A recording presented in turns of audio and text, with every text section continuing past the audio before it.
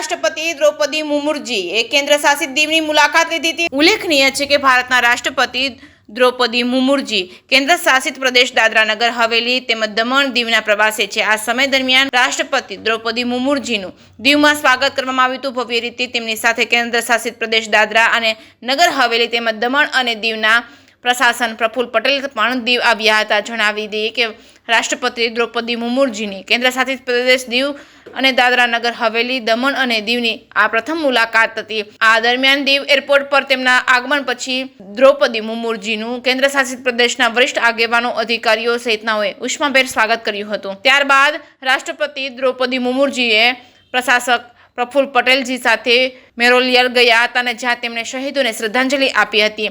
ત્યારબાદ રાષ્ટ્રપતિ દ્રૌપદી મુર્મુજીએ પ્રશાસક પ્રફુલ્લ પટેલજી સાથે દીવમાં જલધર સર્કિટ હાઉસની મુલાકાતે ગયા હતા। ઉષ્માભેર સ્વાગત કરવામાં આવ્યું હતું। રાષ્ટ્રપતિ મેડમે દીવ કિલ્લાની મુલાકાત લીધી હતી। જે કેસની ગુજરાતી સાથે કાળુ આહિર દીવ। મારું નામ ખ્યાતિ છે। હું વણાકબારા બોયઝ સ્કૂલમાં અભ્યાસ કરાવું છું। આજે અમારા વિદ્યાર્થીઓ અહીંયા ગરબો છે એ રજૂ કરવાના છે, એટલે અહીંયા અમે છે અમારા વિદ્યાર્થીઓ અહીંયા ગરબો રજૂ કરે છે અને અહીંયા અમારું દીવ છે એ રાષ્ટ્રપતિના આગમનના કારણે અમારું દીવ છે એ આખું દુલ્હનની જેમ શણગારેલું છે અને આખું દીવ છે એક ઝગમગ થઈ રહ્યું છે। મારું નામ સોલંકી દર્શન રમેશ છે।